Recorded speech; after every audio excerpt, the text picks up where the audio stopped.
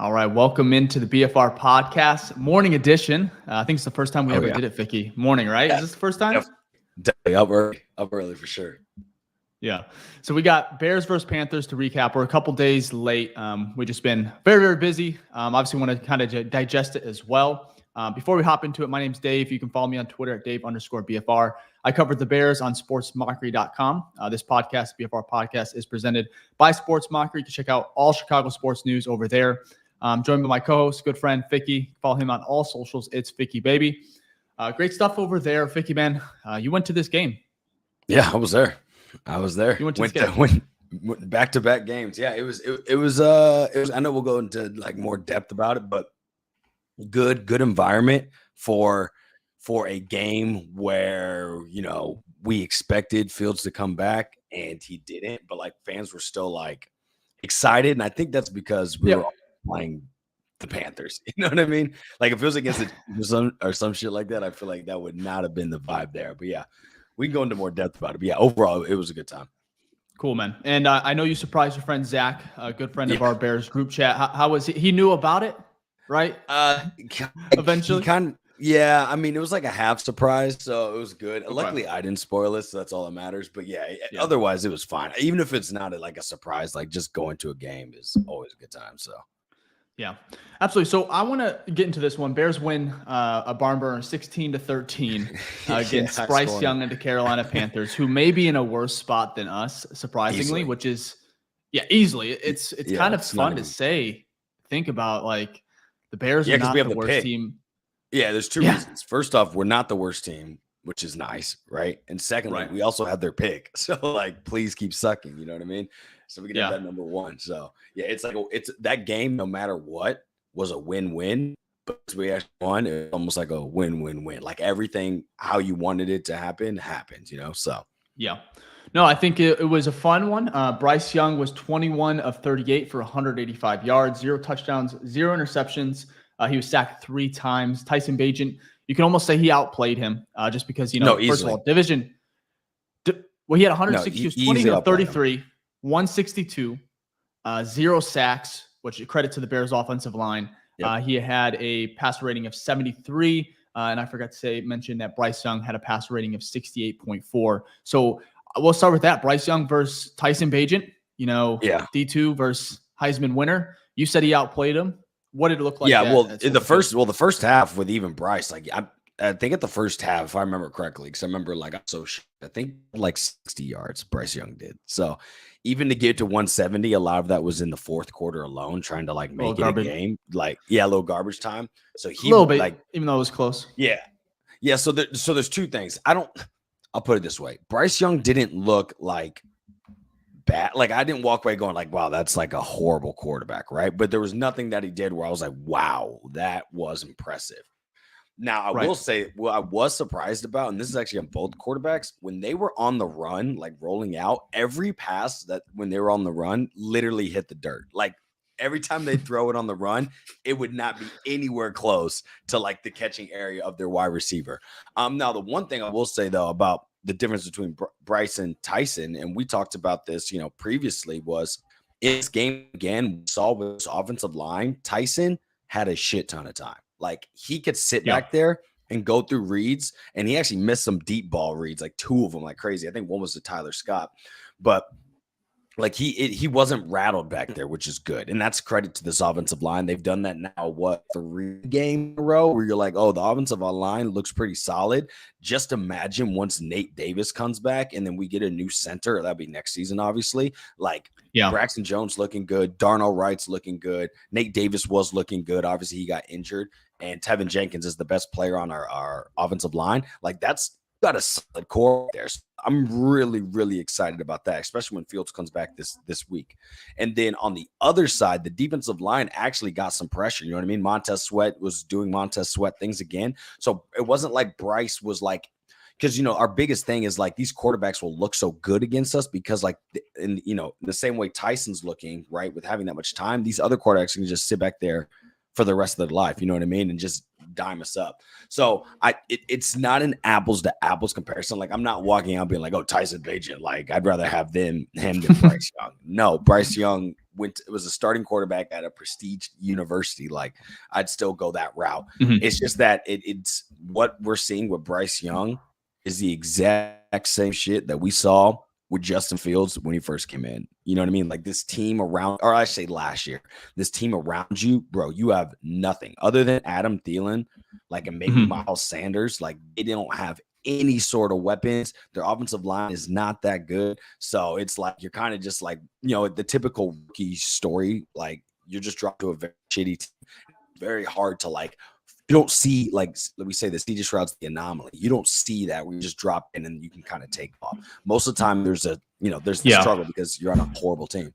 So that's CJ Stroud is a special player. You can kind of see it right away. Those type of players that make an impact so soon with so little around them, it's rare. It's something that I wish Chicago would, have, but I still believe in Justin, and we'll get to that. I want to go to the offensive line before we kind of finish up with Bryce Young and Tyson Bagent, because I think that's where it was just 0 sacks. And I know one of my bold predictions was 0 pressures all throughout the game. I'm not exactly sure. No, they definitely gave up. Giving up. They ended up giving up some pressures. It may not have been a bunch, but I do remember there's a couple plays where Tyson didn't get sacked, but he had someone right there. So I'm bringing it up here. So they gave up 9 pressures. But it's going to happen. That was really probably too bold to go into. Yeah, I'm but not 0 too sacks, concerned about that. Sacks is huge. 0 sacks. But Tyson Bagent, Braxton Jones, who had a interesting, game last week against the Chargers, he bounced back with the highest pass blocking grade on PFF at 87.9, which is really, really good. He did give up 2 pressures and 2 hurries, but just an insane high pass blocking grade. Next was Cody Whitehair, surprisingly at 71.9. And then we had Lucas Patrick, 60.4. Darnell Wright, our rookie right tackle, 56.1. And Tevin Jenkins actually played his worst game of the season with a 47.6 pass blocking grade. And his run blocking wasn't the best either. It was still 47.6 as well, which is unique for him because typically his run blocking is way better than pass. That's just what it is. But either way, with all of these grades, even with Tevin not having his best game to date, they still played relatively well. I thought they kept the pocket pretty clean, and Tyson had a great pocket back there for most of the game. Did you kind of see that as well? Yeah. And my thing with the offensive line too is like, it's a unit, right? So hopefully, right, if someone does have a bad game, like good O lines, like you don't notice when someone's having a bad game because they're getting help from other people next to them, unless it's like a tackle. Sometimes that's a little bit because a lot of times they're on an island, so they don't really get as much help on that. But even still, like as a whole, right, if I don't have to worry about you, that's all I care about, right? Giving up 0 sacks, that's going to be, you can't, in my opinion, you can't do any better than that. You know what I mean? So even with that like basically I'm saying is, even with those grades, when I was watching it live, I never once was like, oh wow, like the offensive line's looking like garbage. Wow, Tevin's missing. You know what I mean? Or wow, someone just sped rush past Braxton Jones. There wasn't those plays where I was like, we got the same type of line stuff. It seemed like they're working actually for the first 2 weeks now, like cohesive. And so that's why I'm really like excited for Nate Davis to come back, because the lineup of Braxton Jones, Tevin Jenkins, probably center will be interesting. I don't know how that'll work because you don't know if they're going to move Whitehair to center or will they put Patrick in there. But then you go Nate Davis and Darnell Wright, and these guys are all locked in at least for like multiple years. You know what I mean? Tevin's due for an extension, I think, next year. But it might, for the first time, other than center, right, which I don't think will go in the first round. For the first time, like we'll go in being like, we don't have to replace like 8 guys on the line. You know what I mean? So that should be. I'm most excited about that because no matter who's the quarterback back there, you're gonna want some protections for Field or Caleb Williams or Drake May or whoever it is. So they can drive it. So no, I think that's another interesting. You kind of touched on it briefly, but as far as the roster is slowly getting better. Like you have next year, you can plug a lot of these holes, add some more depth even, And I think it's going to be an entirely different team, and then expectations should be different as well, unless you do go the rookie quarterback route. I mean, even if you get Caleb Williams, something like that, I think you still have pretty high expectations just going into that year with what's might be around him. Marvin Harrison Jr., who I tweeted last night, better be a Chicago Bear. I don't know how you feel about that. I don't want to get into a tangent here, but he's dude, a dog. I mean, I wouldn't be mad with him on our team. But the question is who I'm not going one with him though. Because if we have one, bro, and I only say this because like the Marvin Harrison, like he could be a Hall of Famer, but he's generational. I feel like trading that one though. If we can get him at like 2, right? That's what I was thinking. Yeah, we don't know where we're at, but let's say we do have. I know we're at 5 right now, but let's say we're like 1 and 3, right? Okay. I still think Drake May goes before Marvin Harrison just because the value of the quarterback.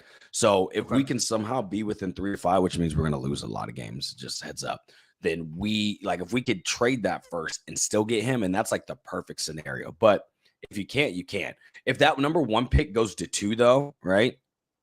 I might just take Marvin Harrison there. It's just like at 1 though, like at 1, that leaves the door open. Do we even keep Fields? You know what I mean? And so I don't see them. It's either at 1, I think it's either a trade back. There's no one polls. It's a trade back. Or you're drafting your new franchise quarterback. So, but I would not be mad with Marvin on the team. I think you definitely explore Caleb, or you explore trading from, if you want to keep Justin, say he goes on a run here and shows, some significant progress. And you look back at his last two full games, that's where he had 8 touchdowns total, over almost 700 total yards. And of course he had that kind of stinker of a first half against the Vikings and then got hurt early. So if you look back, he was kind of trending in the right direction. Yes, against, albeit against defenses that weren't top of the league. They were, at the bottom, very bottom. But it's like he was showing some progress, especially in the passing. And 8 touchdowns is 8 touchdowns at the end of the day. So if he shows, hey, we're going to stick with him and we trade that number 1 pick and you go back to 2, I think you absolutely do it, because if you trade with somebody for that number 1 pick, they're going quarterback. They're going Caleb Williams. Oh yeah, of course. There's no way someone's trading up for Marvin Harrison Jr. unless has to be I would be super surprised. And the value of that 1 is going to be more than value the 1 was last year. And you could even go back to 3 because it's likely going to be Williams, May Jr. Marvin Harrison Jr. But if you can't say you get back to 2 and you want to try to get to 3 and you can't do it, I say you take Marvin Harrison Jr. at 2 if Justin is your guy. So anyways, a lot of time to talk about that. The good thing is that we're in position right now that we're going to have at least 1 top 3 pick. Like it's almost locked at this point. Like I think 3 would be the lowest statistically. And then our pick is probably still going to be top 10 because even if we win out like 4 games or something like that with like 7 wins, we'll there's 7 games left. If we go 4-2, I think, right, or 4-3, which is like very optimistic, right? We're 7 wins, which keeps in the top 10 range. So polls set us up well that moving forward, we know this team is set up for the future, and then that plus cap space, we might be looking at a whole different team next year, which should be good. Yeah. I want to move on to guys currently on the team, of course. I love talking about Marvin Harrison Jr., and I can keep doing it. Oh, it's fun. Yeah, I just think he's so good, man. But anyways, enough of the draft. We'll get to that. Plenty of time for it. I want to go to the defense side of the ball. I think, holding the team that's to 13 points is – honestly, it's incredible. From where we started this year to now, you look at Justin when he was playing, I think they're averaging almost 28 points per game, giving up that many points to, I think, almost 14 or 15 points a game in the last 4 the defense has been looking much better. Like even the Saints game that I was at, the defense was holding its own. We just gave them the ball 5 times. Like, we turned the ball over 5 times. They had a lot of short fields. So that's why they scored. Why the points are much higher. But the defense past 3 weeks has been actually, really, to be honest, where we saw the change in the defense was literally after the Alan Williams resignation drama. I'm glad you brought that up. Yep. Yeah. Once Flus took over play calling, and then obviously there's other variables that helped, like Yeah, getting healthy. Was back. Yeah, Kyler Gordon's back. Now we traded for Montez for 2 weeks. You know what I mean? Like, just things that helped. But overall, like where I noticed the change was once Flus came back as the defensive coordinator, started calling plays. So, yeah, no, I think you're right. I want to highlight Kyler Gordon here. He, first of all, I guess I can share the PFF grades here real quick for the defense. We had Kyler Gordon led the Bears defense with an 84.6 overall grade on defense. Jack Sanborn, who was playing just, I know we talked about it last week. Tremaine Edmonds, I was very, not disappointed, but I'm like, we gave a lot of money to a guy that I think is playing probably the same level of Jack Sanborn. I know there's unique traits that Sanborn does not have just because he's not. Yeah, he's not as big. Yeah, he's not built like, Calvin Johnson on the defense. Yeah, facts. But Jack Sanborn, 82.2. Zach Pickens, our rookie. Yep. Very, very excited about him showing, something this game. 80.9. Third highest on the defense. Andrew Billings, who I know there was an extension a couple weeks ago, which I'm glad they locked him in. Such an underrated player. 78.6 defensive grade. Montez Sweat, 69.9. He had 7 total pressures, according to PFF. I think another site has him at 8. I think that's Pro Football Reference. So which is the highest, 7 to 8 pressures. That's the highest we've had since like Robert Quinn. Yeah, like 2020 is a record year. But you know what's funny? So think about this. Sweat alone got 8 or 9 pressures. The offensive line gave up 9 pressures all game. Like that tells you, like, there's 2 positives there. The offensive line did such a good job, and then also Montez Sweat is just he's equaling what another team did, right? So you can see the impact of someone like him on this team. He's a great tackler, great run stopper. Like, I just think that trade to me, like from the jump, was like brilliant. So yeah. I agree, man. Montez Sweat, I think it's only going to get better too, Ficky. We're what, week and a half into this where he's been he's been here like 10 days. Yeah, he's not. So I would like to see him get to 10 sacks. I think he's at 6 or 7 right now. 6.5. Yeah. I'd love to get him double digits. That would make me feel a little bit better too. But love the production nonetheless. He's just making the entire D line better, and then that helps the back 7. Who's healthy now. We got Eddie Jackson coming in with one of his better games of the season, 68.6 defensive grade.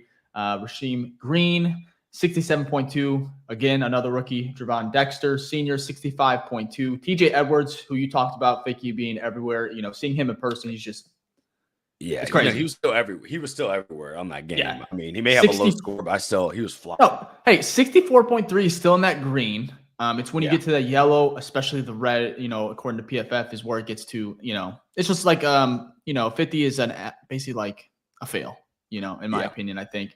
Or not a fail, just maybe average. And then when you get to those 40, 30s and anything lower, that's where it gets concerning. But Jalen Jones, another rookie, 62.8. Now he only had, I think, 3 snaps? Or no, he wasn't into that much. 3 snaps. Justin Jones, 56.5. Tyreek Stevenson, 56.4. He played 60 total snaps. Brisker, 60 snaps as well, 56.1. Jalen Johnson had one of his worst games, 53.1, according to PFF. And then DeMarcus Walker, Yannick Ngakoue. Rounded out with Ngakoue, I think, is the one that's shocking, 37.5. I'm pretty sure that's his worst of the game. Did he have any pressures? It has to be. He had 3 total pressures, though. I mean, that's good. So, it's good. Can't complain about that. Anyways, I want to go to Tyler Gordon. That's what I brought this up for, because the defense, we can touch on it, kind of what you liked, what you saw in person. From the broadcast, you probably see it a little bit different unless you're watching the Amazon, I think it's like the Prime Vision. Yeah, the Prime thing. Which is pretty cool. Good. Yeah, you can see. Yeah, that does look dope. Yeah. So, but Kyler Gordon versus Carolina, again, we talked about 84.5 PFF grade, best in the team, 7 total tackles, 6 defensive stops by himself. How that works with PFF is whether it's like a PBU, just a tackle that ends a drive, essentially. That's kind of how the defensive stops are recorded. He had 6 of those, which I think is just so impressive. He was targeted 9 times, 5 completions, allowed just 26 total receiving yards, 1 pass breakup, and then a 60.9 NFL passer rating when targeted. again, I said it here. It's starting to come together, I think, for him, and, playing that nickel position. What are your thoughts on Kyler Gordon? How do you think he looked? No, I Did mean, he pop looked off good. Yeah, he you? looked good. Yeah. He looked good, obviously. But the thing with Kyler, and I think it's, again, with these second-year guys, is like the consistency of it. So, like, Kyler's had, like, last year with Kyler, like, anything super special, but, like, you see, like, these little pop-off moments, and then you're like, ooh, can we get this consistently? The good thing is, draft picks are such a gamble, right? Like, either they hit or miss, that even when you find average, that's a win in my book.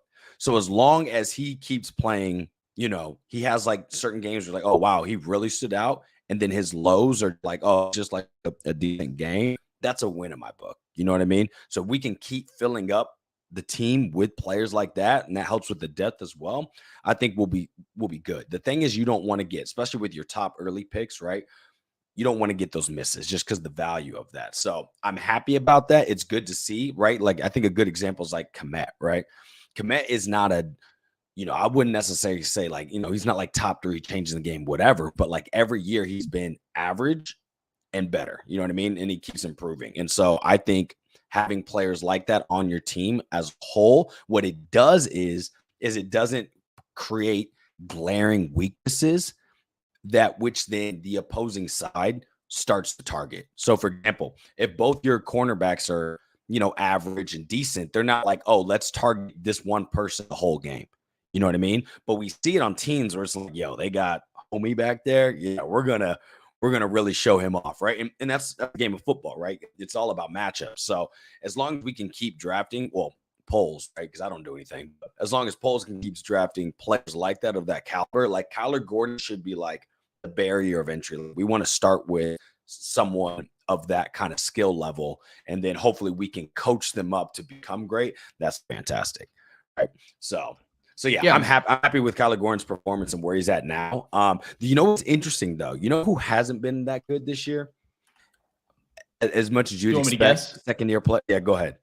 Second year player. I'm gonna go Brisker. Yeah, it's Brisker. So he has he's had some like injuries too. Games. Yeah, some injuries, and he's had some games where like he balled out. Like, don't get me wrong, but yeah, there's definitely been some. Even this past game, I think the biggest play of the game that Carolina had was that like kind of corner route on the left side. I'll say the left side, like you knew where I was sitting, but there was like a corner, like a crosser kind of corner, I think, if I remember correctly, and he got burnt for like 30 or 40 on like a third down. So, hey, Ficky, this is from you for Bryson.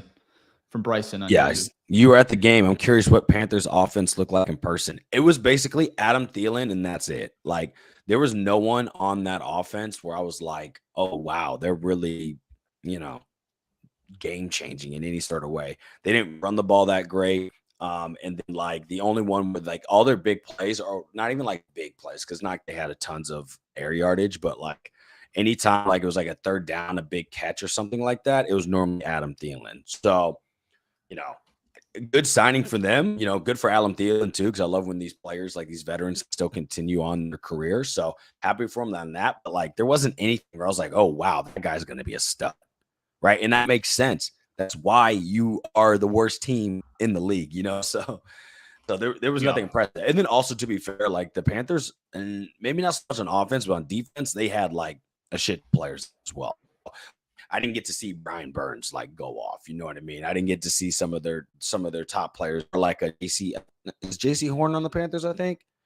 Like their corner that's out, their top dog. Is he hurt? Like, yeah, I think he's hurt. So I think I didn't get to see a lot of that on their defensive side, and you could obviously tell because, like, if Tyson Bagent's moving the ball on you that easily, and our run game, of course, has been dominant, like that was impressive.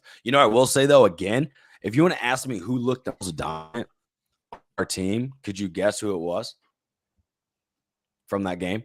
You may not, but like in person, on defense or offense? Offense on our Foreman? team. Yeah, Foreman, bro. Bro, I'm good, man. I'm like reading your mind, and we did not talk about this before. Nah. I agree. He's such a. I mean, obviously, that's why he's one of the angry runs. So but good. Like, you see, because it's a good sign of the line too. Like when the play would call, right? I mean, when the ball would get snapped from my angle, you could immediately see there's a hole. And he would hit that thing. And then with him, he doesn't, off of contact, he doesn't go down after the first run. So he may get hit at like 5 yards, but Foreman was getting like 8, 9, 10. Yeah. So like that was a great signing. He had 21 attempts, 80 yards, 3.8 yards per attempt, which is okay. It's not crazy. 1 touchdown. He had a 70.5 rushing grade, according to PFF. 54 of his 80 yards came after contact, 3 missed tackles, his longest being 11. He had two runs of 10 plus. I mean, he had 6 first downs. He accounted for 6 first downs for this team. So, I mean, I know there's a lot of talk about Herbert. As soon as he gets healthy, give him RB1 snaps. I'm not buying it, man. I'll be honest. Probably be I'm a Foreman guy. I'm a Foreman guy now. They're 2 different types of runners because honestly, Foreman is just straight brutal. Like there's times this game, but Herbert's not a burner. Like if you look, I was looking at some. I think PFF Brad did like a chart of like big play. Like basically, it was the chart basically described like running backs who get a lot of big runs. You know what I mean? Okay. And who's like up there near the top of that list? Herbert is very good at finding the zone or finding the hole, and then he hits it and goes. So the difference is like Foreman is like bouncing off motherfuckers left and right like a pinball machine. There's a couple of times this game and last game against the Saints where like he literally gets tripped up by like there's one defender left and that one defender trips him up and he falls down. You know what I mean? Not saying it's not like he's bad or anything, but like Herbert is not letting that happen, right? Now, Herbert's not also bouncing off like 10 dudes at the 5-yard line. You know what I mean? Right, running people over. That's just not his game. So this is my point. Before Foreman was even getting snaps because he was inactive, Herbert was balling out. He was easily balling out. Remember, talk all season was that, oh, Herbert, Roshan this, Roshan that, Roshan this. And I'm like, bro, are we not forgetting about what Herbert did last year? Like, people are now off the Herbert train. And then he started off his first like 3-4 games. We're like, oh, yeah, that's Herbert that we knew from last year. So I think what's great about this is now you have 2 different types of running backs, and you can use them in different situations. I do agree, though. I think just because of the hot hand and Herbert coming back from injury, I think Foreman's going to be RB1 next week. And then, not Herbert. Foreman's going to be RB1 next week. And then Herbert's going to be RB2. But again, I think I will say this. Getsy has done a good job this year of whoever's hot. He's, kept giving them the rock. So all I'm saying is like the running back room, which was the strength of this team, still is. And it's going to be excited to have Herbert back and Roshan and Evans as well. Like, I think that'll be good. Well, so the Bears rushed let's see here. So Foreman had 21 attempts. Roshan Johnson had 5. Darrington Evans had 2, right? So when you take a look, and then Tyler Scott had 1 for 16 yards, which I love that. I think it was like it was an end around. End around. I like the design on that too, because they kind of faked. They just had a lot of motion going on, if I remember. Yeah, I think it was like a fake pitch, and then he came around or something like that. But yeah, that was a great run. And Scott made a guy miss because there was a guy that came right there and he juked right in and took that thing. That was nice. Just a cool design. But anyways, you take away. I think Evans, our guy Evans. I just don't know if he's gonna. I don't know if there's gonna be enough carries to go around with all 4. Yeah, probably of those guys. not. So I mean, you got 4 running backs, so it's you probably get Foreman, who will get most next week against the Lions because Johnson or Herbert should be back, and he'd probably get 10 is my guess. Either way, it's a good problem to have. And you take a look at the linebacker room where there's so many good linebackers on this Bears team. It's similar to that running back room where it's like you enjoy this type of depth. We haven't been accustomed to that over the last couple of years, and so finally getting depth in key positions. Not that running back's key because you can't find them, but it's cool to see. I want to talk about Cole Kmet. You touched on him just a second ago. Where do you think he's at touchdown-wise? Where does he rank in the league? I think he's like he has 5 on the season. Yeah, I think he's second or first, I believe. Because he's top 10 in literally every tight end category, and I think touchdowns is number 1. Yeah, he is. He's actually second right now to Mark Andrews, who has 6. So he has 5. He has 419 yards, which is 8th in the NFL. Yards per reception, I'm not sure where that would end up. he has, let's see here. Let's just see overall grade. According to PFF. So his receiving grade is 74.9. Because the reason I bring up receiving is because there's some talk about, him as a playmaker. I know he doesn't separate. That's I think his biggest thing. The QB school that, obviously, calls him an eligible offensive tackle. And JT. Yeah, JT. And I love JT. I'm not sure if I agree with his take on Cole Kmet entirely. Mm-hmm. I think the separation is sure, sure, that's fine. That's fair. But I think he's a great pass catcher. I think he can make some tough catches. You look at last year at Atlanta. Yeah, I think the downfall of Kmet is that you're never going to get like, and Travis Kelce may be a good example because he's top of the league, but Mark Andrews too. But he's not a true wide. Like he's an inline blocker who has good hands. Kmet has great hands. Like he doesn't drop passes that often, but due to his nature and size, because he's a big boy, right? 6'6", 260 maybe or something like that. He doesn't have that type of like separation. So he's more of that contested catch type of player. It doesn't mean that you can't scheme him open, which we see. You don't get 5 touchdowns out of nowhere, right? It doesn't mean he doesn't scheme open, but I still think his best ability is probably still his blocking, or it's an equal share. Now he did have this great play here, this little chip block, and smoked that guy, which was nice. Didn't even see it coming. Smoked him. Kmet, man. Yeah, if you can't see, for our Apple and Spotify listeners, what Dave's shown here is basically, I don't know what down it is. Basically, it's a pass play, and Kmet comes down and motions to like the inline right next to Darnell Wright and chips the defensive end, and the defensive end does not see it coming. He just flattens him, and then Kmet runs out for a round. So it's so funny. It was a clip from the QB school, JT. Yeah, JT posted, so like I see you 85 or something like that. Yeah, and I quote tweet. I said I love Kmet, man. Like he's just I think people do like the fan base enjoy local kid gets better every year, hard worker. Like I think the fan base loves him, so that's what's good. And at the end of the day, right? If he can be used in the run game and he can be used in the pass game and it's still a top 10 in all categories, right? Like I'm not saying stats mean everything, but like that's a good pick for the second round. Like Jalen Johnson, before Pace left, Pace did 3 things well. Jalen Johnson gave us Cole Kmet and gave us Justin Fields. You know what I mean?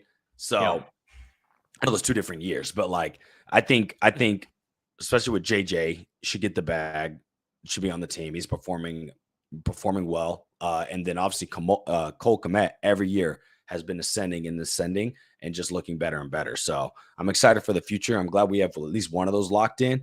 I think we'll get the other one locked in here soon, but I'm excited for Cole Kmet.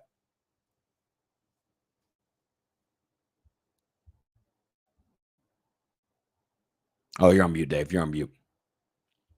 Thank you, Ficky. Yeah, no problem.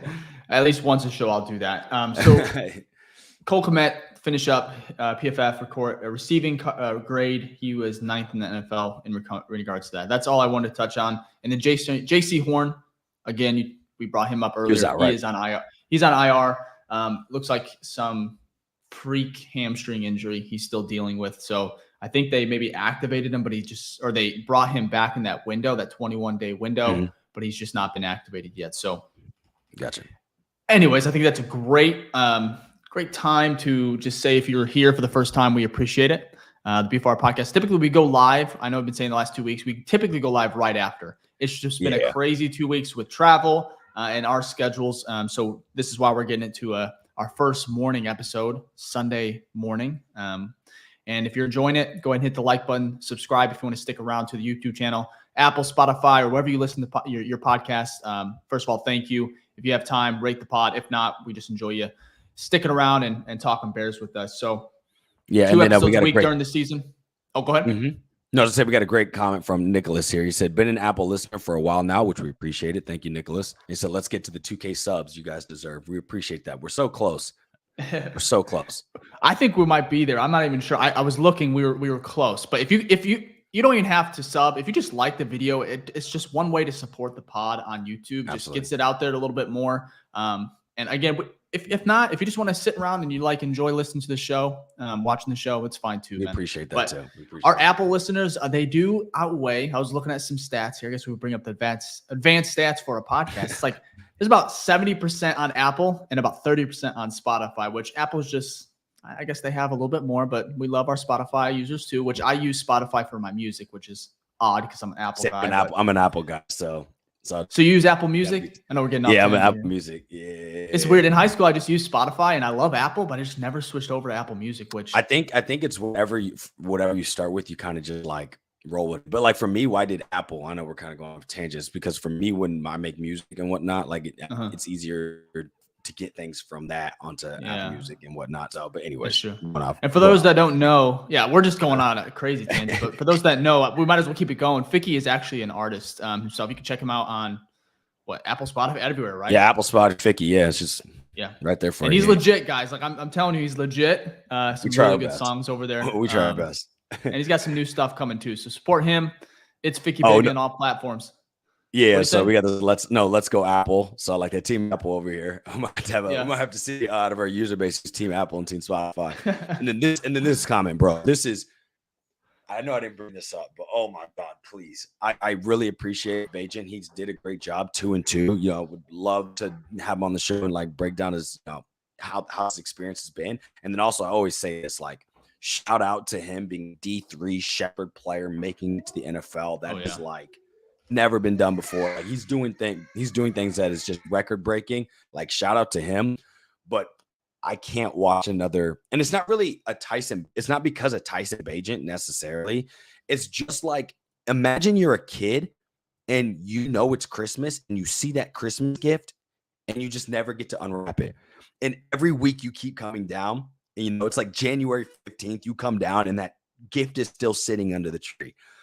Please, Fields, come back, because first of all, for the selfish reasons, I just want to, I want to see you play. But then the second thing is, bro, you got 7 weeks to figure out if you're even going to be on this team.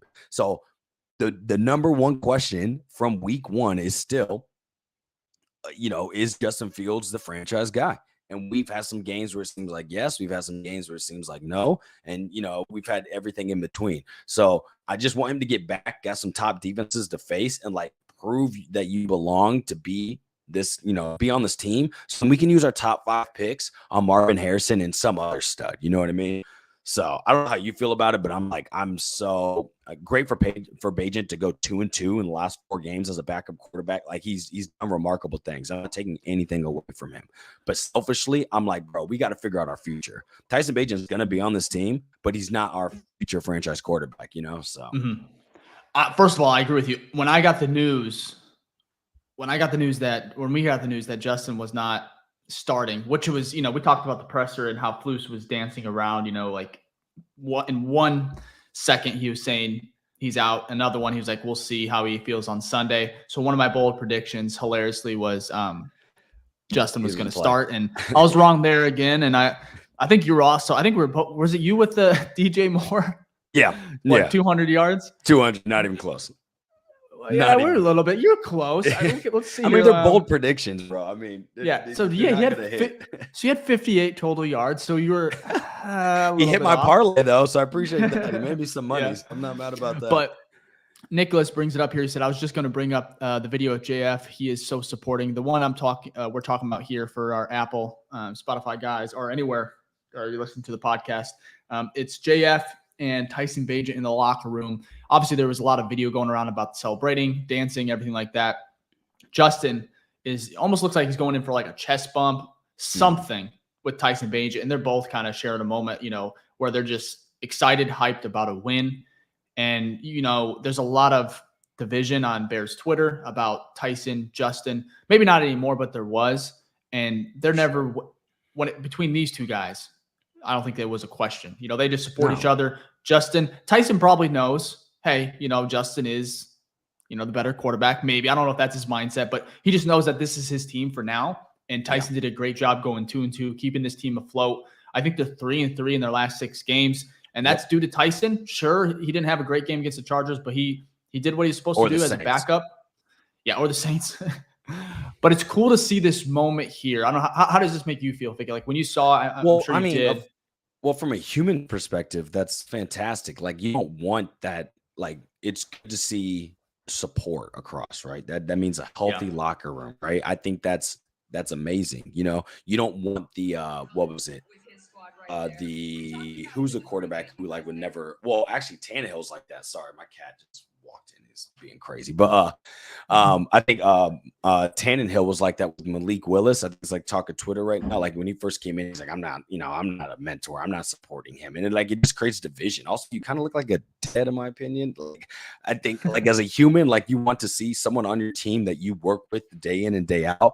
You're in the meeting rooms with and stuff like that. Of course you want to do well. Now, deep down, that's the competitive nature. I'm sure Fields is like, I don't want you to take my spot. And Fields is also working for that to not happen. But I think there is some like understanding and some realism, reality that Tyson's like you said, this is JF1's team for now. And it doesn't mean Tyson can't take that team, right? That he's a rookie, right? We got to give him time. But I just think overall, like, I think there is a little bit of like, I don't think Tyson came in thinking, oh yeah, I'm going to dethrone Fields. I think he came in and just said, hey, I'm going to do my best. I'm just going to work hard. That type of mindset. You know what I mean? So it's good to see though. I'm happy. Again, no one on this pod is anti-Tyson. I'm happy. I want him to ball out. I want him to win. He did a great job. Backup quarterback, splitting, like winning you 2 games. That's all you can ask for, right? Our starter's not even technically hasn't even done that. So I think overall, like the experience, what he's learned, how he's performed, it's been good. I'm just saying, me personally, as a fan, I'm ready for Justin Fields because we have to figure out what we're going to do next year. And I want Fields to, the selfish guy in me is like, Fields just come out and go crazy and let's not have to worry about these picks. Yeah. So. Well, Ficky, I have something up my sleeve. I want to kind of transition here. Yeah. Did you get that reference right there, Ficky? Yeah, I got you. You better. Bro, that was like that was poor. All right, I'm off the pod. Ficky, you got the rest of the No, because that's how I first off, I didn't even during halftime, like I see like Twitter blowing up about this stuff, and I'm like, what are they talking about? Like I was like, was this the presser or something?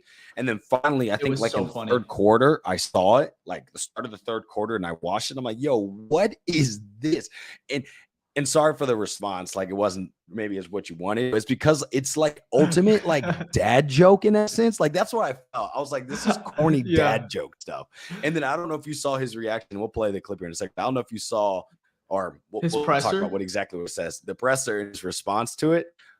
That was like ultimate dad joke as well. But it was funny. But so for guys listening through the podcast, Apple, Spotify, wherever you might be, it was the presser halftime. Flus was talking. He ended up, we have a few things up our sleeve. He gave this little smirk here, which I just thought was so funny. Like I wasn't like mad about it. I was like, okay, that's kind of funny, Flus. I'll give it to you. And then the presser, which I don't have the audio. I can find it, but essentially I think it's Jason Leisure.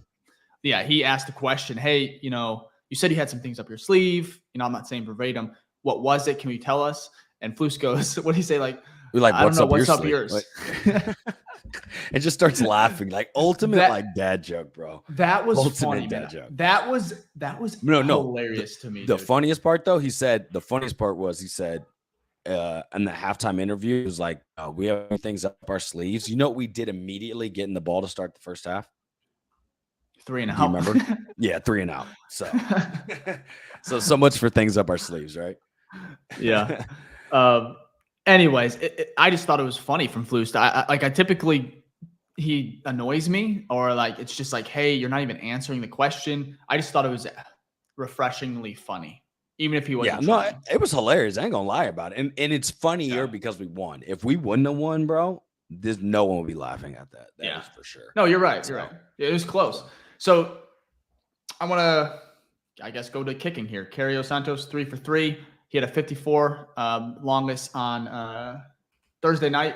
He has now made 15 of 16 field goals this season and is the most accurate field goal kicker in Chicago Bears history. Yeah, he's a dog. Daniel Greenberg over here tweeting that. My gosh, dude. No, he's a baller though. He's always been so good. I mean, he's accurate. Like he doesn't miss. I mean, he had his the first miss I can remember was literally the doink last week. Yeah. And the only thing that I was worried about last year because we talked about it early in the offseason, or in the offseason, Ficky, where we were talking about maybe bringing Robbie Gould back, and you were like, "Shut up, this is ridiculous." And I was like, "Yeah, you're probably right." But it was the offseason where it was getting boring, and I was like, trying to talk myself into something that did not need to happen. And Cairo Santos is legit. The only thing I had last year was the extra points, where I was like, "Okay, why is he missing those?" Yeah, that was weird. It was weird, but now he's just so damn top 5, top 3 kicker in the NFL. Easily 3 seasons. He doesn't get talked about that often, but 3 seasons now we've seen Cairo do his thing. Like the thing is, it's been consistent. It wasn't like he had 1 year where it was like, oh, he really went crazy, right? And then the next year you're kind of like, he kind of regressed back to the mean. Nah, the man has been very accurate, very consistent for like 3 years straight. That's why when he got the doink last week, I was not even upset, because I'm like, you're going to miss at some point. That's just the nature of the beast. All these kickers miss, right? So you finally missed one. Your time came. It's like, you know what I mean? Like, I was almost appreciative that you have done so well, so consistently up to this point. And it's not like the man's only kicking 4 field goals. We kick so many field goals because we can't score touchdowns. You know what I mean? Literally, this last game proved it. He hit what? We had 1 touchdown, 3 field goals. Yeah, so I thought we were gonna win this game by field goals. I was hoping we did. That's just funny. Yeah, it would have been. I mean, at the rate win I by thought the we Lake were of going Santos. To be honest, I thought we were going to. Especially the first half was at 12. Or wait, no, it was 12-9. What was the score? Yeah, it was some weird low field goals for both teams. So, but yeah, Cairo Santos is going to be. I don't know his contract. I have to look that up because I don't know when an extension would come in. When that time comes, you better be paying that man. I thought he just got extended. Did he? You might be right. I can't remember. But if he is, it's good. Have him locked down. We don't have to worry about. I still have PTSD from obviously Cody Parkey missing, and then also the stupid fucking kicking battle that we had in the offseason. Oh my God. Not this offseason, but the offseason that we're following. Yeah, I know that. What you're talking remember that? Oh my. Which is funny because it actually involved Eddie Money. He was in this game. Yeah. That was so funny. 59-yarder, and he was like, "Hey, what else you want me to do?" That was inch. I did not that whole. Apparently, he hit the ground. He hit the ground first with his foot. Oh yeah, you can see it in the. He probably makes that because I know it was short, but I mean But the thing was like the time management on that was interesting. You call 4th and 10 that far. You call a timeout, which makes you think you're gonna go for it, and then you kick a field goal. So you waste time out for a field, which you had time for, and basically give yourself no chance to actually, if the field goal misses, to like keep yourself in it. So interesting there by Frank Reich on that last drive there. No, I agree. And the thing is, if they make that though, we're probably going to overtime. Yes, most likely, because I think there was less than a minute left. Oh no, there was. Yeah, there was some time. I just don't. Anyways, who really knows? But I was bringing up Santos' contract. You're right, Ficky. He signed a 3-year, $9 million contract with the Bears, $2.5 million signing bonus, $4.5 million guaranteed, average of $3 million per year. Wow. And so he signed through this year. Next year, I think it's extension. I think he's up for a new contract after next year. Is that right? Or is it after this one? This year. So he needs to be extended. Like he's a free agent next year. Well then we need to. He's an unrestricted free agent in 2024. So he'll get paid. What world am I living in? I thought this deal was done. I thought he got extended for 2-3 more years.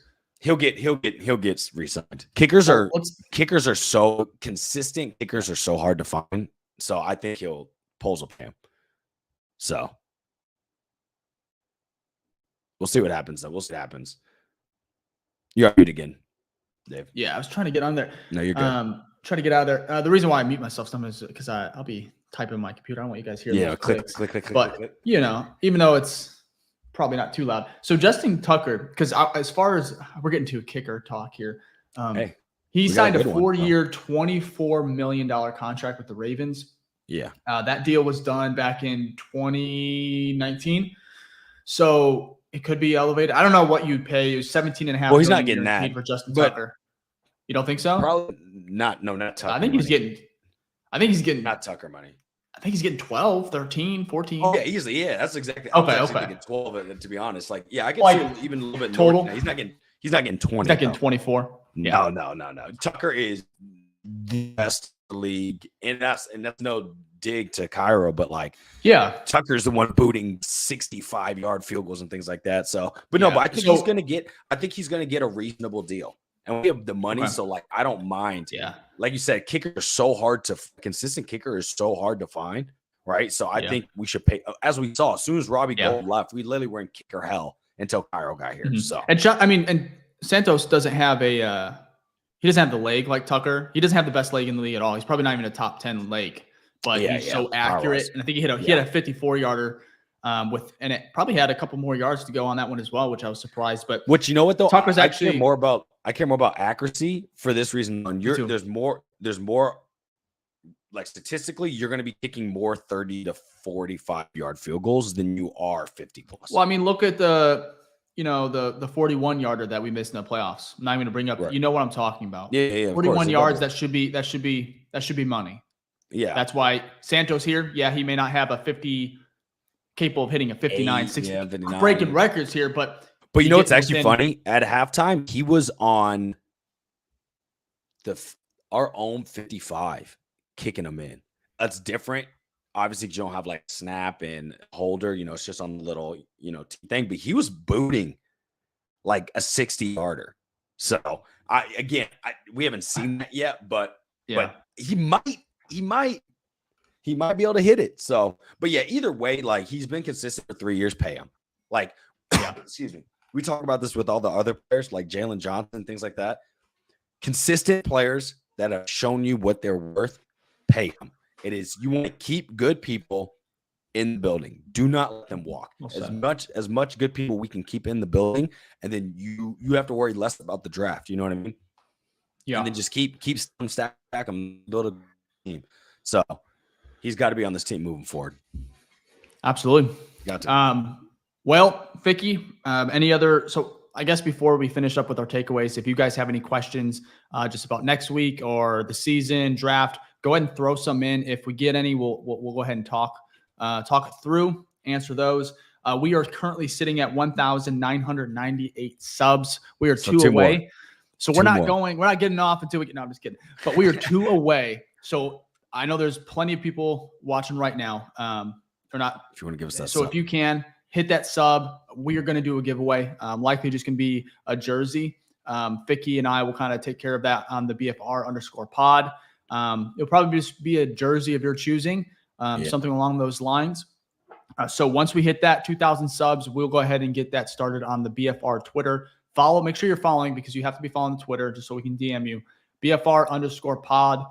And that's where the giveaway is going to be kind of taking place. We'll probably throw it on our YouTube channel as well, just so you have it there. But predominantly Twitter is just a little bit easier as far as access and direct messaging and getting everything kind of situated. But 2 subs away from 2,000. We appreciate it. First of all, the love just from starting last year.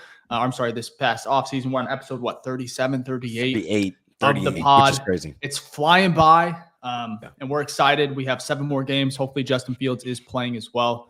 So the support has been unreal. We appreciate so many great Bears podcasts out there. So the fact you're listening to this one, it means a lot to us both. So it really does. Hit that sub button, subscribe, like the video, Apple, Spotify, keep listening there, rate the pod if you can. And we appreciate it. But Ficky, man, any other closing thoughts? Bears versus Panthers? Not necessarily so much with that game, because the game ended up exactly kind of what we expected. Like, not high scoring. I said it was pretty boring. Yeah, it was. It was pretty boring, bro. There was one time it was so quiet in the stadium, not because like the fans were bad or anything, but we're kind of just like, there wasn't big exciting plays. You know what I mean? Was it full? It was a little empty. It was full. Okay. It was full. It was full. That was the first thing I noticed. I was surprised. That must have been like a 30 minutes away from kickoff or something. Because I saw a photo of the stadium. I'm like, there's no way there's this many empty seats. And there was a lot of Panthers fans too, as well. That's one thing I noticed right away. Surprisingly, there was a lot of Panthers fans. So God bless him. It was no, I know, right? It was funny because I was like talking to a lot of them, and it was like a therapy session because we would be like the battle of the mid, and I'd be like, "Nah, we suck," and they'd be like, "Nah, but we suck," and I'm like, "Yeah, you're right." But they were cool. The Panthers fans were fun, and they did travel well, so that was cool to see. But I will say this: not even based off of. There's two things, right? As I talked about earlier in the offseason, like I'm very big in the trenches. So let's from that. So what I'm super excited about is the offensive line coming together. I really, really love that. And then the addition of Montez Sweat and what it's doing to this defense, right? He may not be Khalil game changer, but what we're seeing from getting pressures to the quarterback is huge, and it's going to benefit everyone around. So I'm excited to see what this team can do against a good team. Do I expect we're going to beat Detroit? And obviously on our pregame, I'll give predictions and things like that. No, but like I want to see them battle. You know what I mean? Fields back. I want to see them put up a fight. I want to see how this offensive line holds up against Aiden Hutchinson. I want to see how Montez Sweat goes against Penei Sewell. You know what I mean? Like I think this will be a really good test with a healthy defense, a new Flus coach defense, a healthy offensive line, and Justin Fields back. So I think I'm just it kind of got me excited again to be like, you got me let's see hyped, what man. we can do. Is it? Yeah, exactly. I wanted to play right now. I know. We got to go. We still have games today too, but I will say the last thing too. The best thing about winning on Thursday is you can chill on Sunday, bro. No anxiety, no sadness. I'm about to watch this. Exactly. The Bears can't disappoint you today. You know, cannot. So it's fantastic. I'm going to watch this Jaguars 49ers game that's at noon, which I'm kind of pissed it's at noon, but I wish it was in like a primetime slot. That's a fun 4 game. slot. Should be. Yeah. Watching Trevor Lawrence. And is Brock Purdy playing? I think he is, right? I think so. Yes. I don't know. Either way, they have so many weapons over there. It should be fun. But Ficky, more importantly, I want to bring up something. If you see it on the screen, Apple, Spotify, you guys just came in clutch. We're at 2,001 subs, so keep it coming. We appreciate it. Giveaways now happening. Ficky and I will go ahead and after the pod, we'll discuss it. We'll get it on Twitter where you can go ahead and just we'll do something. Probably just like the tweet, and probably tomorrow, or we'll give it 24, 48 hours, and we'll pick someone from that tweet.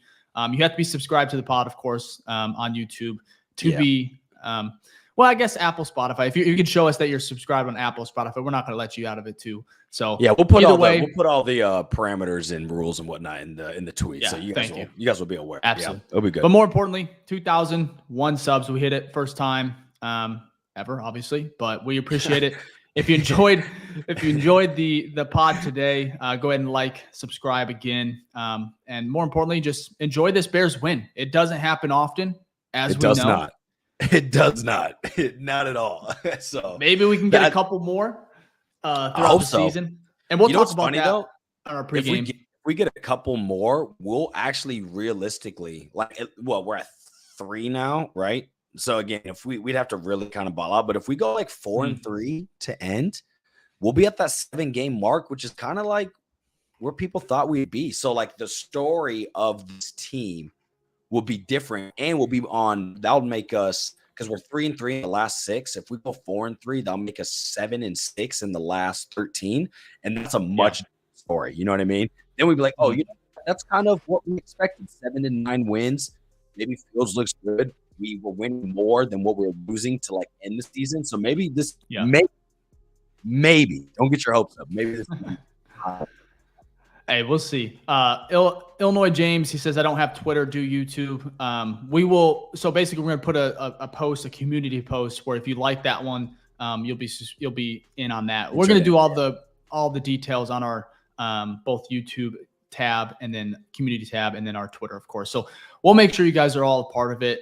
But more importantly, we appreciate everyone that's tuning in, talking Bears with us. We enjoy it. We're passionate. So are you guys. So it means a lot. Like I said, I'm not going to get too over, not talk about it too much. Give your speech. You're not going to give your speech. Yeah, no speech, no tears. Not yet. Bears we appreciate it though. Bears thank you for joining us. We appreciate you sticking with us to talk about a team that's brought us so much pain. You know what I mean? That means a lot. So taking your time out of your Monday morning to talk some Bears. Luckily it was a win times. Yeah. Hey, and we're getting we're 3 wins already. We matched our win total last year. 7 games down the stretch. Yay. JF is coming back. Team is getting better. Kind of hitting a stride. We'll see. I saw a wild card comment there. The Blue Air said could compete for a wild card. I'd pump the brakes. I'd pump the brakes. No, hit the gas on that. I love it. That's where we need to go. We do have a question here.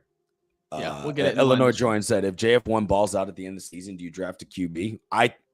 That's what I'm saying. I think Dave and I both agree. These next 6 games, 6 or 7, are so important because this is going to answer the question if we need a new QB or not. And obviously, we're both on board where the best situation, Fields is your guy. You have 2 top 10 picks. One of them, maybe one. Like, let's really change this team again. Kind of like what we did with last year. Maybe a trade, get tons of value back. And then we have cap space again, future picks again, and we just keep stacking. Yeah.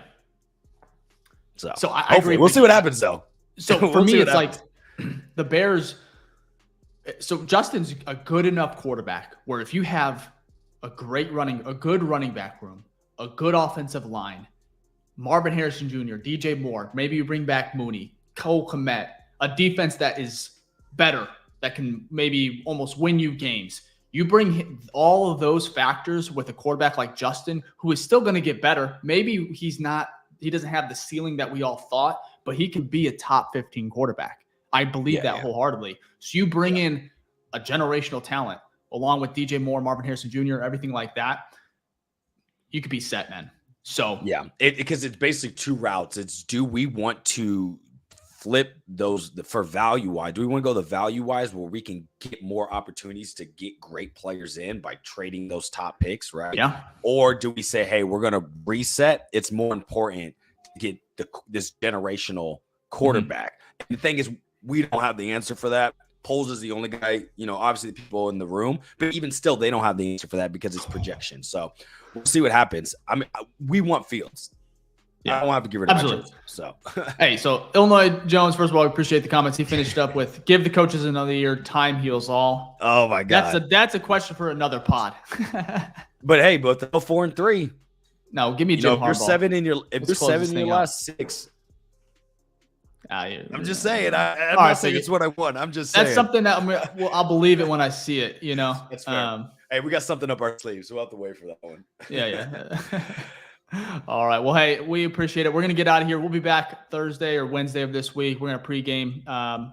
We'll pregame the Bears versus Lions, which should be interesting. And like I said, we appreciate all the love. 2,000 subs. Giveaways coming soon. Thank you. Check out the details on YouTube community tab and then Twitter, of course, BFR_pod. Follow Ficky on all socials. It's Ficky, baby. Check out my work on sportsmockery.com. Articles, all the Chicago sports news on sportsmockery.com. And, of course, the BFR podcast. Wouldn't happen without them. It's presented by them. They are amazing. You can follow me on Twitter, Dave_BFR. I think that's it, Ficky. I think it is. And we'll see you. We'll see you later in the week. Yeah. Enjoy the Sunday games. Peace.